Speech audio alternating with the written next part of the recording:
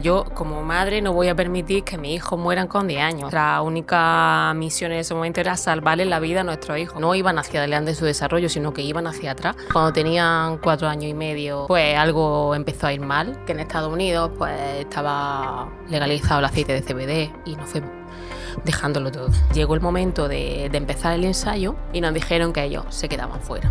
Sacar un medicamento al mercado son números y mis hijos no convenían y no he podido hacer nada. Nuestros pequeños se van. Llegó un momento en el que tenía una máquina de oxígeno, una sonda para la alimentación, un aspirador de secreciones y entonces, claro, en mi ignorancia me decía: yo de paliativo no quiero saber nada, pero paliativo fue para mí el sostén que necesitaba. Ellos no han sido un castigo en mi vida, al contrario. Yo no soy víctima de nada. He sufrido, sí, nos ha tocado una de las cosas más crudas de la vida, pero también una de las más bonitas. Esa es la parte que quizá cueste trabajo entender. El que una mamá diga que solamente tiene agradecimiento, aunque parezca raro, es lo que tengo ahora, lo que mis pequeños me han enseñado a hacer, a ser feliz. Mi duelo fue con mucho dolor, pero lo abracé ese dolor y logré encontrar el amor.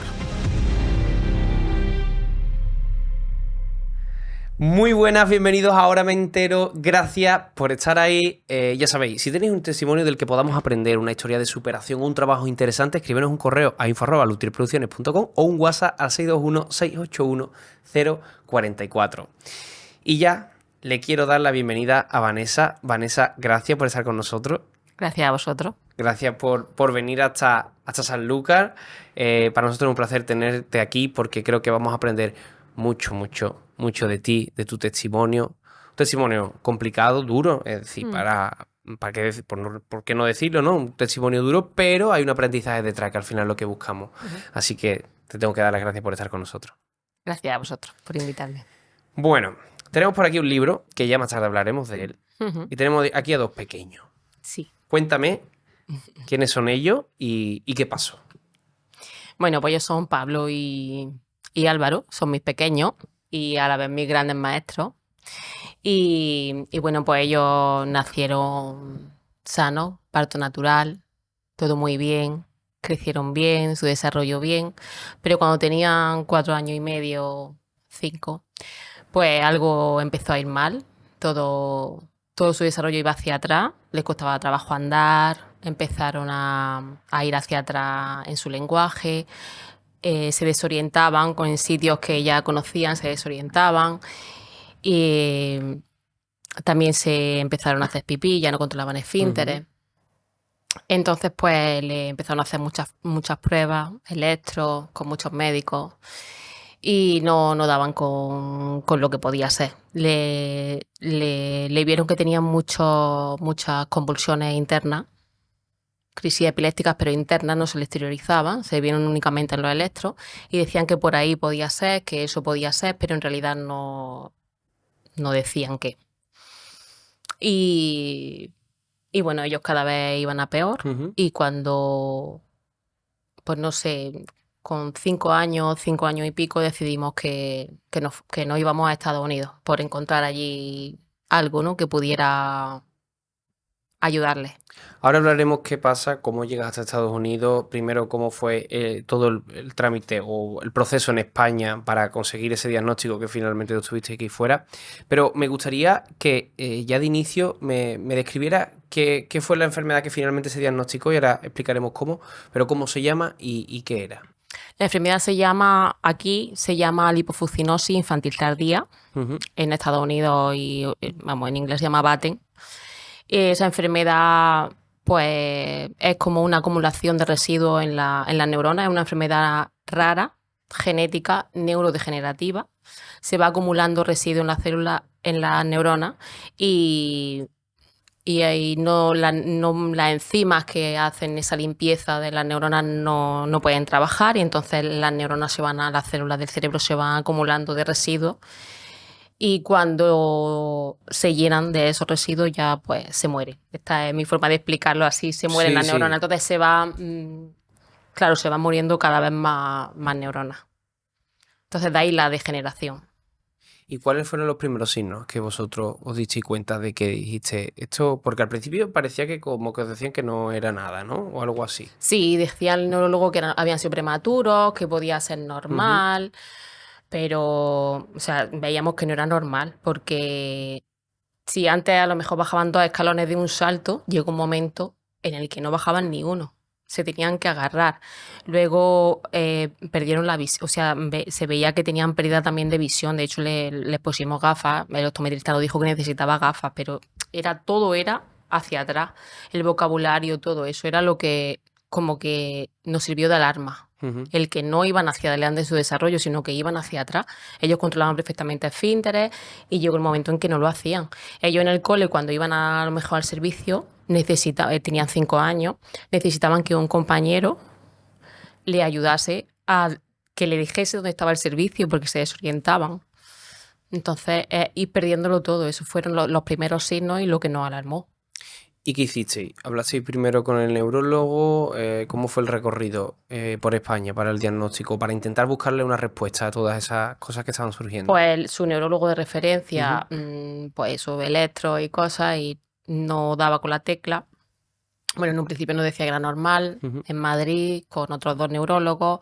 Uno lo diagnosticó de hiperactividad, falta de atención con hiperactividad, le mandó la pastillita correspondiente y, en fin, Ah, así dando vueltas y no mejoraban, al contrario, empeoraban. ¿Y cuánto tiempo en España dando vueltas? Pues como un año. Y mientras tanto ibas notando como... Cada vez peor, sí, Sí, sí, que en plan que totalmente. fue rápido, realmente. Sí, Iba sí, rápido. sí. Sí, cuando llegamos a Estados Unidos, que había pasado como un año y medio así, ¿no? Desde Ujú. que empezaron los primeros síntomas, pues ahí ya les costaba muchísimo trabajo andar. Es decir, yo creo que ahí se junta como varias cosas, ¿no? Esa impotencia de saber, de ver cómo van para detrás y a la vez no tener respuesta, ¿no? A lo que está pasando. Exactamente. Frustración porque estás viendo que algo pasa, que está pasando, pero no tienes respuesta, no tienes un diagnóstico, no sabes qué hacer, no sabes si es porque ellos no están prestando atención, si es porque ellos es que no saben nada, entonces es muchísima frustración. ¿Y que había más frustración o esperanza?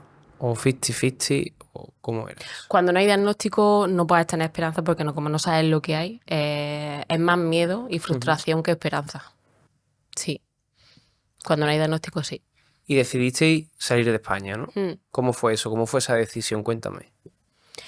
Pues bueno, ellos tenían muchas crisis epilépticas. Ujú. Y bueno, vimos que en Estados Unidos pues estaba legalizado el aceite de CBD y Para el que no lo sepa, si me lo puedes describir.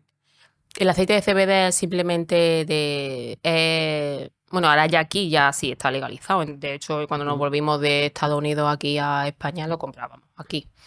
Entonces, es que claro, suena así de la planta de la marihuana, como se dice, Sí, la marihuana. es la parte medicinal, Ujú. la que no coloca. El THC es la parte dijéramos, más recreativa y el CBD es la parte medicinal, que ahora hay muchísimas, hay cremas para el dolor, Ujú. hay muchas cosas con el CBD. Pues eso, vimos que hay como lo único que sabíamos era que le daban muchísimas crisis internas, lo sabíamos gracias a los electros, decidimos irnos para probar a ver si con ese aceite de CBD le bajaban las crisis. ¿Y funcionó? Funcionó. Le bajaban las crisis. Yo creo que su calidad de vida fue gracias a ese CBD, vamos Fíjate. a... Sí, Es decir, ningún fármaco consiguió hacer lo que hizo ese aceite. le bajaron. La verdad es que mejoraron, o sea, no que mejoraron, sino que yo creo que como que se retrasó un poco yo creo que sí, vamos, que le mejoró bastante. De hecho, pudimos bajarle muchísima medicación gracias al CBD. ¿Y cómo era? ¿Cómo era la administración del CBD? Bueno, allí en Estados Unidos los ve un médico, Ujú. un neurólogo, allí tienes que tener, o sea, Sí, no es que tú vayas y lo sí, sí, compres y ya sí, está. claro. Y entonces pues ya le administra, o sea, ya le pauta lo que entonces pues es aceite. Ujú. Es un botecito con Aceite. aceite, tú lo coges, además es que aceite como tal, o sea, no es coges lo que le paute el médico y se lo da y ya está. Y entonces a la misma vez que le aumentas, porque eso se lo tienes que ir poco a poco, aumentándoselo, a la misma vez que le aumentábamos el aceite, ya algo totalmente natural, Ya orgánico, ves. a la vez que le aumentábamos ese aceite, le podíamos ir reduciendo medicación. Vamos, entonces, pues eso también fue bastante bueno. ¿Y cuánto tiempo estuviste en Estados Unidos? 4 años. 4 años. Y llegas allí, neurólogo tal, el Mm, aceite de CBD, hay mm. mejoría, pero mientras tanto, ¿qué Sí, seguían hacia atrás en su desarrollo. seguían hacia Sí. atrás? Entonces ya, claro, las convulsiones no Ujú, eran, claro. obviamente. Entonces ya allí le hacen las pruebas pertinentes, todas las pruebas genéticas, empiezan a hacerle pruebas y allí ya a los 5 o 6 meses de llegar, pues tenemos diagnóstico. Y el diagnóstico es que tienen Batten con un pronóstico de vida de 10 años. Te dan un pronóstico porque es lo que la mayoría, ¿no? O sea, toda la información que ellos tenían es que la mayoría de niños con esta enfermedad mueren a los 10 años. Entonces es el pronóstico que te dan. Pero claro, todo depende del niño, todo depende, pero es una enfermedad con diagnóstico y con pronóstico de vida. Y en ese momento en el que te sientan y te dicen ese diagnóstico, ¿cómo lo gestionaste? En ese momento, yo creo que yo y la mayoría de las familias entramos en negación. Eso Ya, no le puede pasar a vale, mi hijo. claro, eso es lógico. Eso no le va a pasar a mi hijo. O sea, yo como madre no voy a permitir que mis hijos mueran con 10 años. O sea, no, directamente no. Entonces mueve cielo y tierra. Yo me puse en la búsqueda a ver qué podíamos hacer. Ujú. Y bueno, encontramos a una familia en California, que sus dos niñas, una con 5 años y, bueno, en ese momento creo que tenía 4 años y la otra niña con 2. Le habían notado síntomas a la niña de 4 años y le habían diagnosticado la enfermedad y luego le habían hecho las pruebas a la niña de 2 años que todavía no tenía síntomas porque empiezan con 4 años, 4 años y poco, y la tenía también. Y entonces pues ellos tenían posibilidades porque el papá era Ujú. y es productor en Hollywood y entonces claro conocía muchísima gente importante y demás, posibilidades económicas y de influencia. Y bueno, me puse en contacto con ellos y estuvimos ahí. Pues que sí, que sus niñas iban a entrar en el ensayo primero, luego mis niños. ¿Qué pasa? Que claro, el ensayo clínico tiene que cogerlo a un hospital. Ujú. Entonces lo coge un hospital en Columbus, en Ohio. Y, y bueno, y cuando llegó el momento de empezar el ensayo, nos llamaron para hacer una evaluación. Nosotros vivíamos en Colorado, nos cogemos un avión, nos vamos a Columbus y bueno, allí le hacen una evaluación. Y no sé, yo ahí notaba como que no, porque sí que es verdad que mis niños eran más mayores, ya tenían casi 7 años. Entonces, claro, los síntomas iban a más. Entonces, pero aparte de eso, habíamos cogido un vuelo. Sí que es verdad que fue el día anterior, pero obviamente ellos estaban un poco más desorientados, un poco peor. Y les costaba ya más trabajo andar y más trabajo hablar. Y encima palabras en español. Y no sé, como que yo los veía a los directores del ensayo, los que estaban allí, los veía como que algo no me daba buena sensación. Y ya eso se me terminó de confirmar cuando nos dijeron, os llamaremos en una semana o así para deciros lo que va a pasar, pero nosotros no estamos aquí para salvar vidas. Y esa es la realidad. Un ensayo clínico no va a salvar vidas, va a sacar un medicamento al mercado. Quieren buenas estadísticas. Obviamente no quieren que si mis hijos tenían que fallecer por su enfermedad, no quieren tener una estadística así. Porque no puede ser, no tiene por qué ser por el medicamento, pero lo tienen que poner. Y esos son números. Sacar un medicamento al mercado son números y mis hijos no convenían. Y claro, todo se confirmó a la semana o así, cuando nos llamaron, nos dijeron, no están dentro del ensayo. Tenemos que probar la seguridad, eso fue lo que nos dijeron. En una primera fase es probar seguridad y entonces los niños tienen que venir sin síntomas prácticamente y no están dentro del ensayo. Qué impotencia, ¿eh? Sí, muchísima, mucha.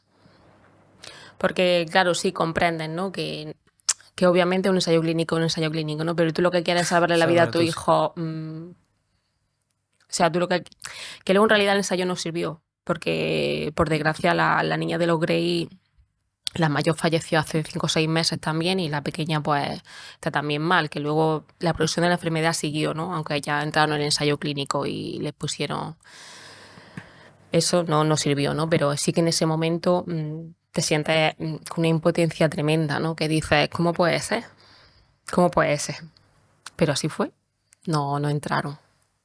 Bueno, y vosotros os fuisteis a Estados Unidos, tenéis trabajo aquí, ¿cómo dejasteis todo para iros para allá? El padre de mi hijo, gracias a su trabajo, que es una multinacional, tuvo la posibilidad de ir,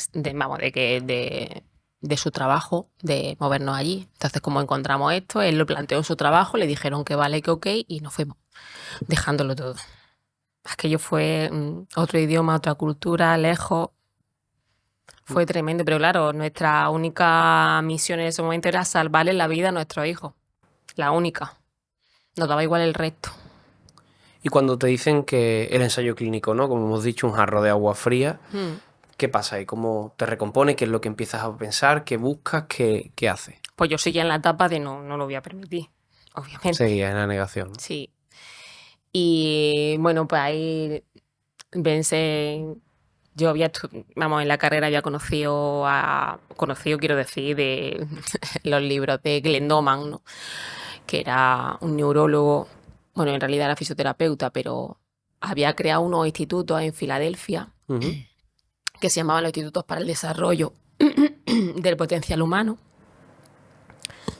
Y bueno, él lo que hacía es que a niños con lesión cerebral comprobó que podían, otras partes del cerebro podían, o sea, otras neuronas se podían especializar. Si, por ejemplo, ese niño no veía, pues podía especializar a otras neuronas del cerebro con mucho entrenamiento para que esos niños pudieran ver. Entonces, a eso se dedicó y creó esos institutos. Y con esos institutos continuaba su hijo. Él hacía un par de años que había fallecido, pero continuaba su hijo. Y entonces vi que tenían un curso que se llamaba como el libro de Glendoman, ¿qué hacer por tu hijo con lesión cerebral?, que lo tenían en México. Y dije, pues allá voy, porque claro, mi intención, ¿cuál era? Pues nos dijeron, la segunda fase del ensayo sale en 1 año y medio o así. Cuando ya se haya probado que es fiable, que no les pasa nada a los niños por meterle eso, pues ya sí pueden entrar. Pues entonces yo decía, hay que mantener el cerebro lo mejor posible. Claro. O sea, que pierdan lo menos posible, ralentizarle la enfermedad como sea. Entonces, ¿qué hice? Pues que el curso lo daban en México y que me fui a México 1 semana. Se fueron mis padres a Estados Unidos, a estar allí con mis pequeños y claro, y su padre, y entre el papá de los niños y mis padres, pues ahí estuvieron con ellos y yo me fui a México 1 semana. Un curso intensivo de 7 a 7 y aprender todo sobre el cerebro, la estimulación y la protección. Tanto en alimentación como en químicos externos, como en terapia, visuales, auditivas y físicas. Y volví y le dije a la fisioterapeuta, ya no vengan más. Y me empecé a encargarme de todo. Contratamos a una persona para que me ayudara porque era intenso, porque era todo el día con un cronómetro ahí cronometrando cada terapia. Pero todo mi afán era que no perdieran. ¿Y se notó? Pues yo no lo sé. A ver, quiero decirte, no sé cuál hubiese sido el desarrollo de la enfermedad si eso no lo hubiera tenido. Claro, eso también es verdad. Entonces no sé si se notó. Yo lo que sí te puedo decir es que tuvieron muchísima calidad de vida. Claro. Porque, mira, a mí cuando nos dieron el diagnóstico, nos dijeron que le teníamos que poner el tubo de alimentación. El botón gástrico, sí. Botón gástrico. Y yo le dije que no, porque ellos seguían comiendo y ellos, o sea, no le iba a poner. Y me dijo, sí, una cosa que va a pasar, cuanto antes se la pongas mejor. Vale, ¿por qué? No, o sea, no se la voy a poner, ¿no? Entonces sí que es verdad que calidad de vida me refiero a que ellos estuvieron comiendo por boca 1 año antes de fallecer, hasta 1 año antes de fallecer. O sea, quiero decirte que tuvieron, luego físicamente no tenían mucha espasticidad, que es cuando los músculos están así muy tensos, no tenían mucha espasticidad, eso también le evitaba dolores. Pero claro, no sé cómo hubiesen estado sin el CBD y sin todo eso que yo le hacía. Entonces no puedo valorarlo. Claro. Estáis durante ese tiempo en Estados Unidos, como has dicho, la enfermedad sigue avanzando, no sabes hasta qué punto sin esa técnica o con ese trabajo que hiciste podría haber sido de una manera u otra, pero ¿cuándo decidí decir hasta aquí? Ya no estamos más en Estados Unidos. Cuando no entraron en la segunda fase del ensayo. Cuando llegó la segunda fase y nos dijeron que había niños recién diagnosticados y que iban a entrar esos niños que estaban recién diagnosticados y que ellos se quedaban fuera. O sea, después de todo el trabajo, después de toda la esperanza otra vez, Pues claro, volví a tener esperanza, es decir, que nos habían dicho que entraban en segunda fase y vuelven a no entrar. Pues ya con todo perdido, nos volvemos. Y ahí en ese momento llega la aceptación, o no. O decías, vamos a intentar buscar otra forma en España. No. Ya no, Ahí intenta. asimilaste que el final podía. Sí, ahí ya sabía que ya no, o sea, ya dije, esto ya tengo que aceptarlo y la vuelta fue muy difícil en el sentido de, había emoción, ¿no? Por ver volver a ver a mi familia, ¿no? Pero la sensación de derrota, de haber perdido la batalla, de que nos habíamos ido con muchísima esperanza. Mi familia, sobre todo mis sobrinos, habían visto, mis pequeños se fueron andando y volvían en silla de ruedas totalmente, Dependientes, ¿no? totalmente dependientes, ya sin hablar, sin nada. O sea, entonces yo tenía ganas de volver, ¿no? Y emoción, pero por otra parte decía, me parecía, fue duro. El decir, vuelvo y no puedo hacer nada. ¿Y Nuestros pequeños se van. cómo lo gestionaste? ¿Ayuda psicológica o cómo lo hiciste? Pues lo hice sola prácticamente, porque ahí ya cuando acepté, cuando ya dije hasta aquí, pues caí, pero de una forma, y lo que dicen es verdad, una vez que caes, solamente te queda, ya no puedes ir más hacia abajo, ya solamente te queda hacia arriba. Y claro, y yo tenía un motor, que era que yo tenía que seguir cuidando de mis pequeños. Y entonces yo fui hacia arriba, pero dije, no puedo seguir siendo la misma persona. Yo tenía que cambiar algo porque no podía estar en lucha con la vida, no podía estar en lucha contra mí, ¿sabes? Culpándome, victimizándome porque a mi hijo no podía seguir en lucha contra el mundo. Porque el tiempo que a mí me quedara de vivir con mi hijo y a mi hijo conmigo es que nos merecíamos los tres. Vivirlo en amor, en tranquilidad, en paz, en calma, en felicidad. Nos merecíamos eso. No podía reconstruirme con lo mismo que me había destruido. Tenía que reconstruirme y entonces, no sé, empezó a aparecer en mí como, o sea, no sé, como que te aparece y dices, uy, a lo mejor aquí. Y entonces empecé a meditar, empecé a hacer entrenamiento en mi casa. Yo ya cuidaba de mi alimentación porque el curso de México me sirvió mucho para eso. Pero empecé como a mirarme a mí, a entrar más dentro, a esa parte espiritual que tenemos ahí un poco perdida. Y ahí empezó la aceptación real, la que dice, esto es así y es así y está pasando para algo. Y ahí empezó.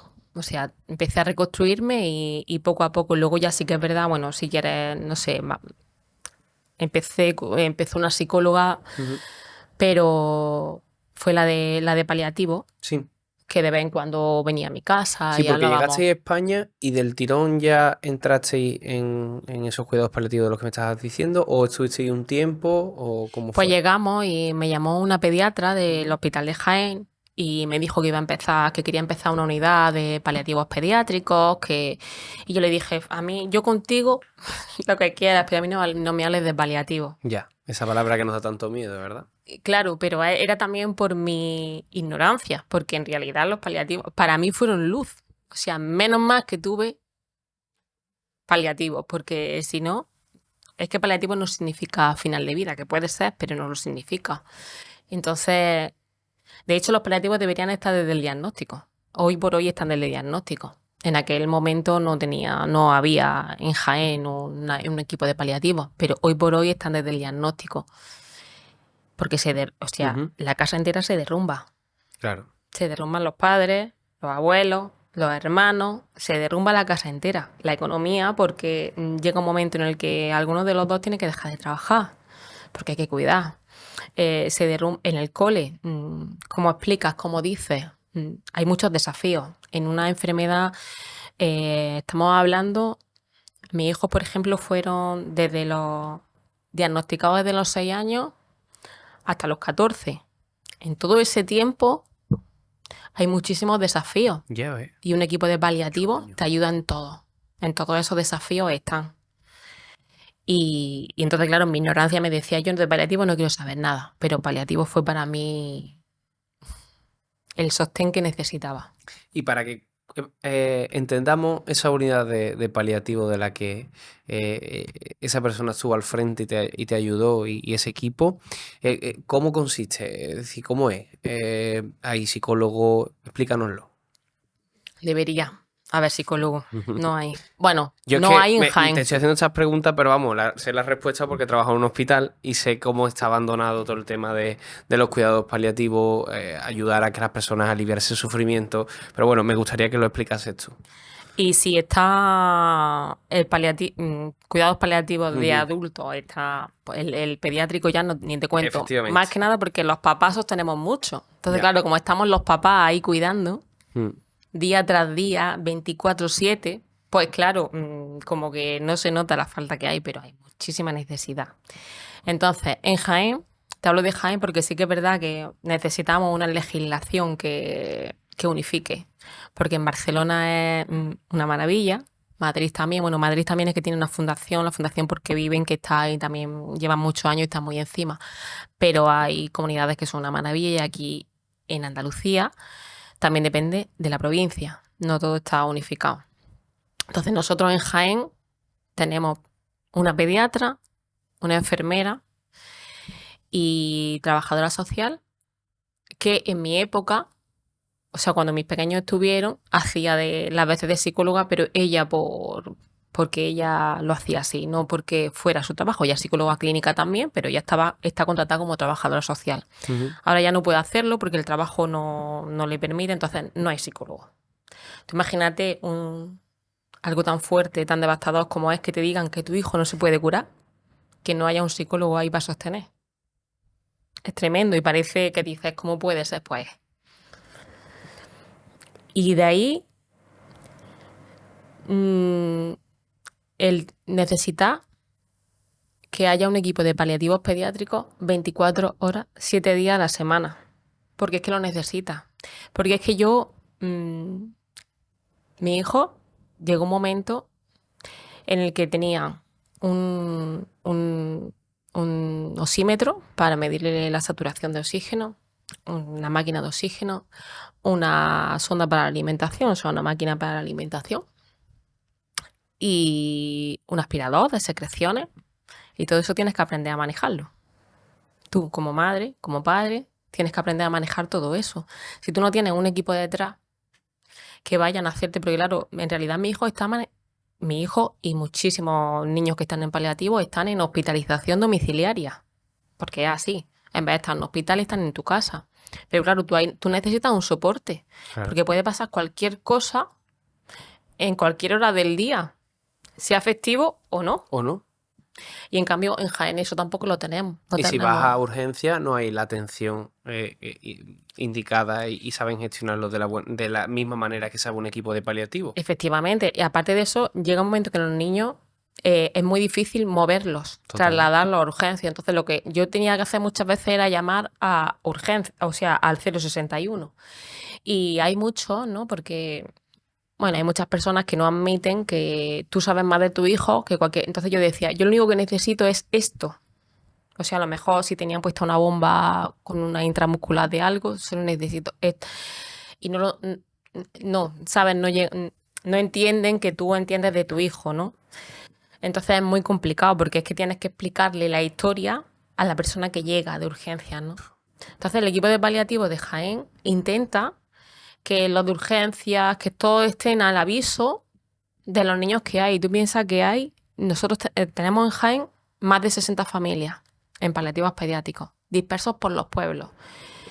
El equipo de paliativos, que es que digo el equipo, pero es una pediatra y una enfermera, se mueven en taxi cuando tienen que hacer alguna visita domiciliaria, pero a lo mejor hay pueblos o ciudades que están como a 200 kilómetros del hospital. Entonces, es que se llevan toda una mañana. Todo un horario se lo lleva esa visita. Y tienen que atender a los niños que tienen hospitalizados. O sea, es tremendo. Y solamente un equipo que ellos cuando llega su hora, obviamente, pues se van. Las vacaciones se tienen que turnar. O sea, hacen falta mínimo 3 equipos. Claro. 3 para que tengamos esa atención 24/7. Porque en cualquier momento puede pasar algo. Pues que conste, suena hasta aquí, ¿eh? Vosotros que nos estáis escuchando ya sabéis, compartirlo, porque tenemos que llegar a mucha gente, tenemos que conseguir, no solo en Jaén, que también, sino en todos los puntos de España, en México, que sabemos que nos escucháis, que nos veis, en todos los puntos del mundo tenemos que intentar ayudar a todas esas personas que en estos momentos pueden estar pasando por una situación similar. Y hablabas de que esa asociación, que está muy ligada a ese equipo ese equipo de cuidados paliativos, cuéntame un poquito de esa asociación. Bueno, la asociación se llama IPA. La creamos, bueno, somos 3 mamás que nuestros niños han pasado por paliativo, la pediatra del equipo y la enfermera. Y bueno, ahora hay más gente, ahora estamos más, por suerte, porque se necesitan muchas manos y estamos más y estamos ahí, pues. Yo es lo que yo digo siempre. Ojalá no tuviéramos que existir como asociación. Porque eso significaría que no hay ninguna Ya, necesidad, que está todo cubierto. Pero por desgracia tenemos que existir. Y, y bueno, te cuento que se llama AIPA por nuestros niños. A Antonio, Izan, Pablo y Álvaro. Se llama AIPA por eso. Y luego también coincide con los sentimientos que nos han dejado nuestros niños. Y es amor infinito, paz y agradecimiento. joder, qué Sí. bonito. Y así, eso somos AIPA. Y estamos ahí, pues, intentando cubrir un poco las necesidades. Veníamos hablando de que ellos se fueron físicamente, pero que están de otra manera. Ahora vamos a hablar de eso, que esa parte que me contaste me encanta, porque llega ese momento, ¿no? Ese final de la vida aquí. eh, y en ese momento, ¿qué pasa con Vanessa? ¿Qué hace? En ese momento, no sé, lo que yo llevaba 14 años cuidando, en los últimos años intensamente, Claro, era tu vida. sí, ellos eran mi vida. Cuando fallece Pablo en marzo, pues estaba Álvaro. O sea, noté su ausencia porque siempre había estado cuidando de 2, pero obviamente mi dedicación seguía. Y bueno, fallece Álvaro en diciembre, además totalmente sorpresivo, no, porque Pablo sí lo fue como avisando, pero Álvaro no tanto.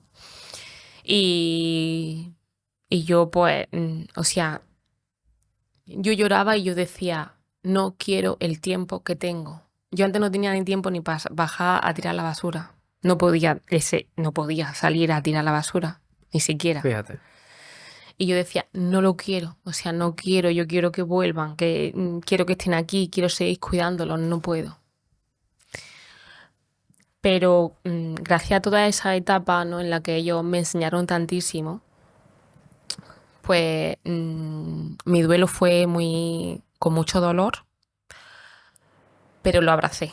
Abracé ese dolor y dije, esto tengo que sentirlo, tengo que atravesarlo hasta ahí, llorar lo que me apetezca y así fue. O sea, lo viví, lo sentí, lloré todo lo que tenía que llorar y, y logré encontrar el amor.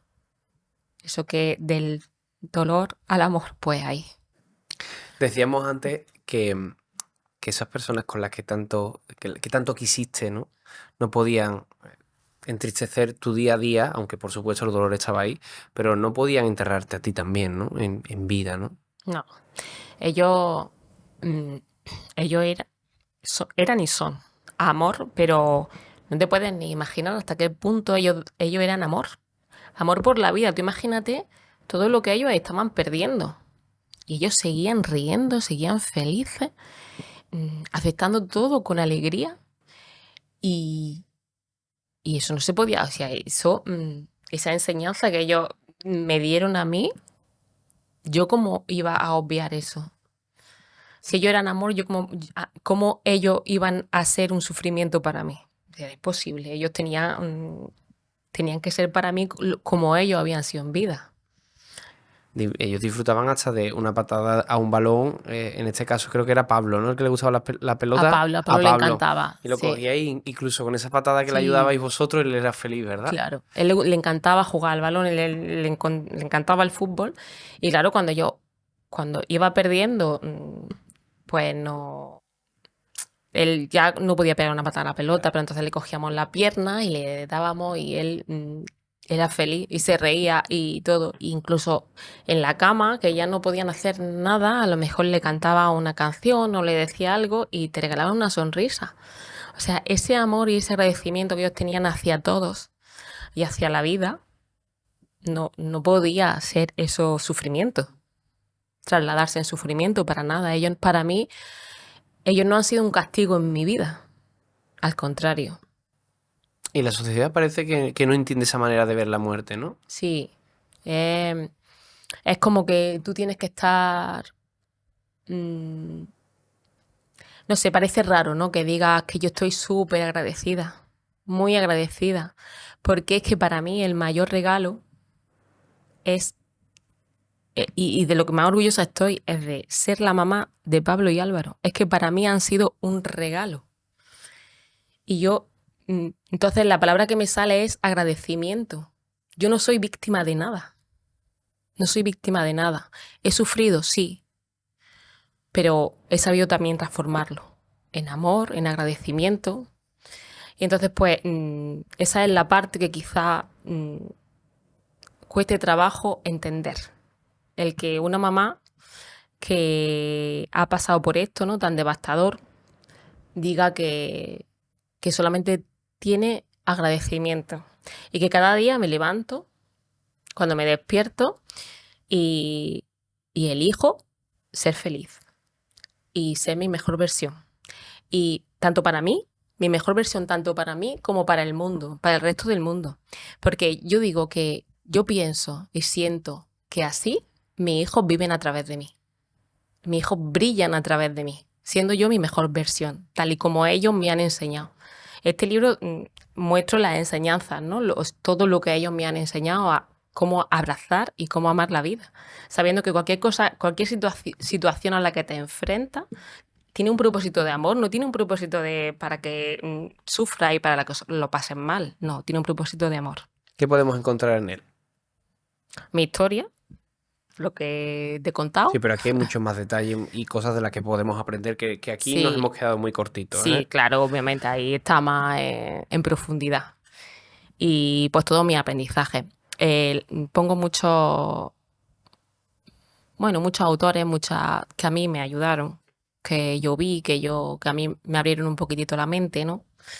Y bueno, hay un capítulo que es La muerte no existe, que es lo que hablábamos antes, ¿no? Para mí, o sea, existe la muerte física, pero es que no solamente somos un cuerpo físico y mental, tenemos nuestra parte espiritual y esa es eterna.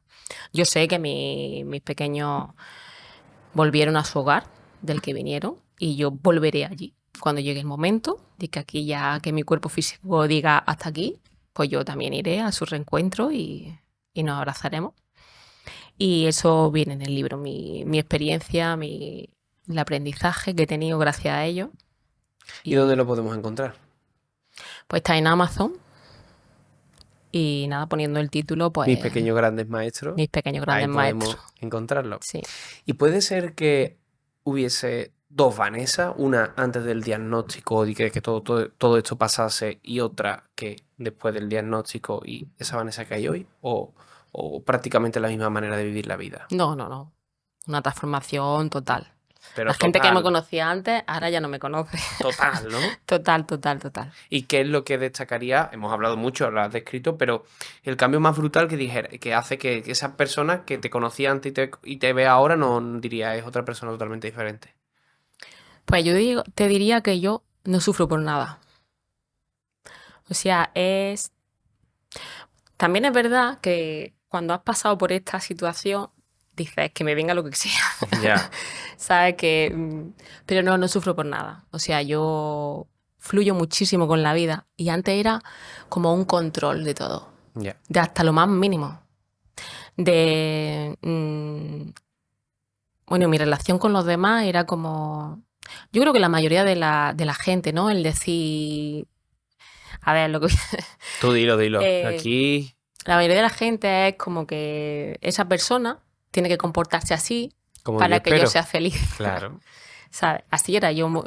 Además, aquí lo explico, ¿no? Me di Esperando siempre de cuenta. los demás, que si el otro no Exactamente. actúa como yo quiero, yo me enfado y al Sí, final... efectivamente. Así. Y tú tienes, o sea, cada uno es libre de actuar como quiera.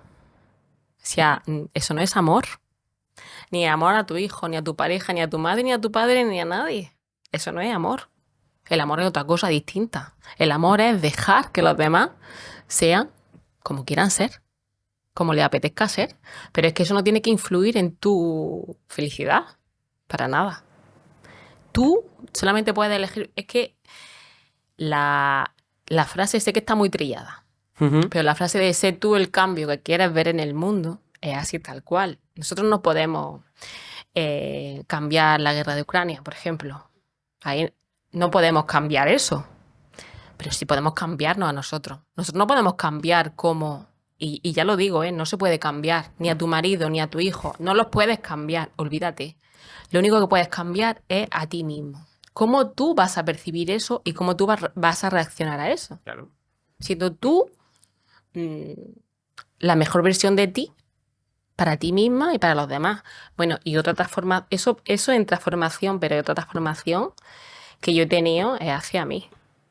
Yo, cómo me hablaba Sí, ¿no? internamente, tremendo. Yo era un juez para mí, pero súper tirano, que cuando me empecé a dar cuenta, dije, cuando me caí y luego me levanté, que te digo que me empecé a darme cuenta y digo, pero ¿por qué me digo eso? O sea, no lo entiendo. Y entonces me miraba al espejo y me decía, estoy orgullosa de ti. ¿Sabes? Empecé como a quererme, y eso también me lo han enseñado mis pequeños. O sea, eso también ha sido gracias a ellos. El quererme, pero además el quererme de verdad. El no decirme nada feo. El aceptarme, mi cuerpo, todo, aceptarme tal cual.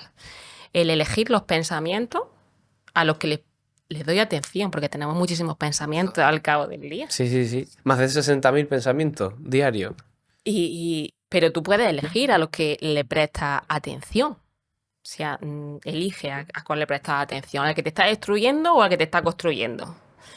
Pues ahí también yo antes le prestaba atención al que me estaba construyendo. Otra transformación es el ahora. Intento que mi mente esté donde está mi cuerpo. Pero qué complicado eso, ¿eh?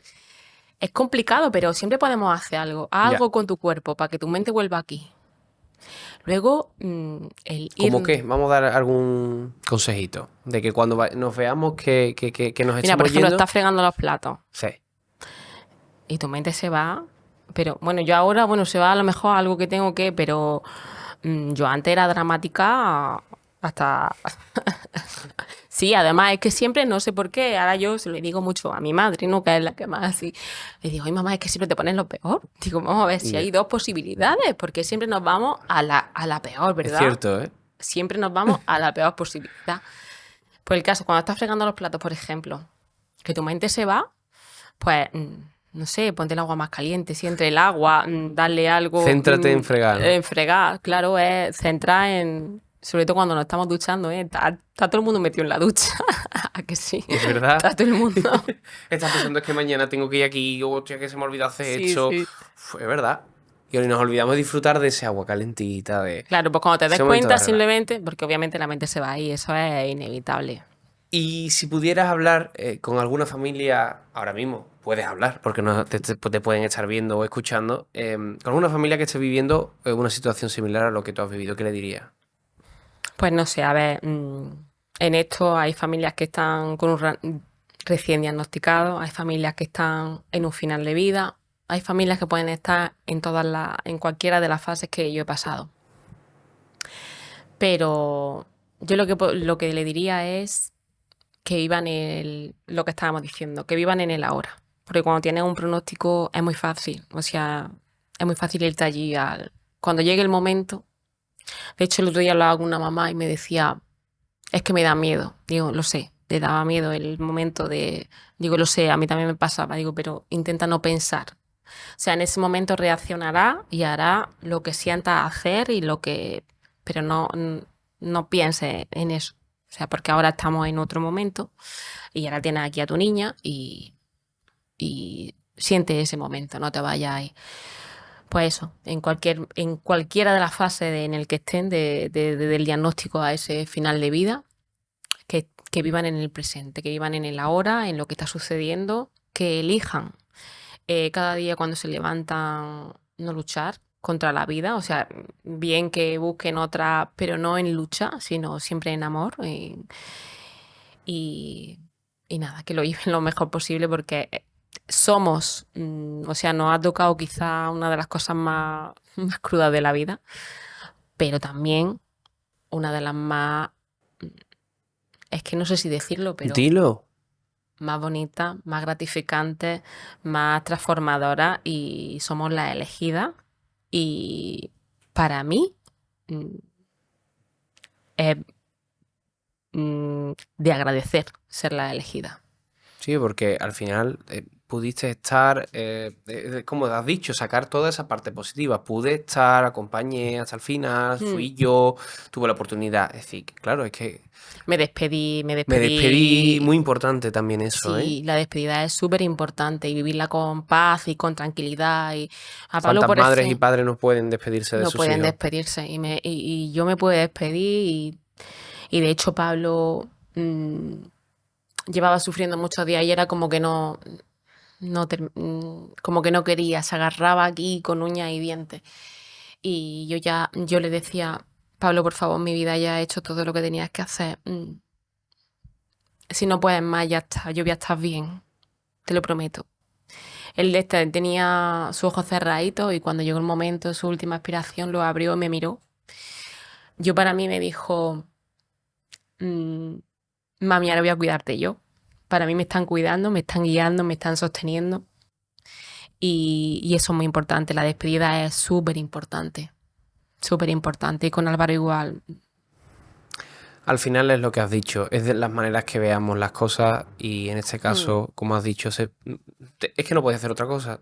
Pasó porque tenía que pasar y ahora solo sacarle esa parte positiva. Vivir desde esa tristeza, desde ese victimismo, no te va a ayudar a cambiar la situación y al final, pues creo que también lo más inteligente a la hora de hacer. Entiendo que no es fácil decir que nuestra sociedad no como hablábamos también antes, como que parece que vivimos de espalda a la muerte, de que no vemos que el final está ahí, que es la única certeza que tenemos cuando nacemos, pero gestionarlo de la manera que tú lo has gestionado, creo que es muy importante aprender porque todos debemos de alguna manera ir asimilando todo eso. Y ahora tengo una cosita para ti. Ahí. Y lo sabes, porque has visto los podcasts, ¿verdad? Sí, claro. Lo que no sabía era que también iba a haber para mí. Hombre, claro, por supuesto. Ahora me entero. Ahí está. A ver. Ay, mi pequeño. ¿Quiénes son? Pablo y Álvaro. ¿Sabes? Esta foto se la hicieron en Estados Unidos. Era para un reportaje sobre los niños que estaban tomando el CBD en aquella... Y tenemos un reportaje súper bonito de ellos. Están guapísimos. Ahí habían perdido... Casi no se sostenían de pie y eso. Mis niños. Me encanta, gracias. Nada, fíjate. Y ya para terminar, ¿qué consideras que es la felicidad? Para mí la felicidad es una fórmula matemática. 0% sufrimiento, 100% estado de paz. Y aunque parezca raro, es lo que tengo ahora. Lo que mis pequeños me han enseñado a hacer, a ser feliz. Y eso es lo que elijo cada día. Pues te agradecemos que hayas estado con nosotros, que sigas siendo feliz. Gracias por habernos enseñado tanto y gracias por venir. Gracias a vosotros.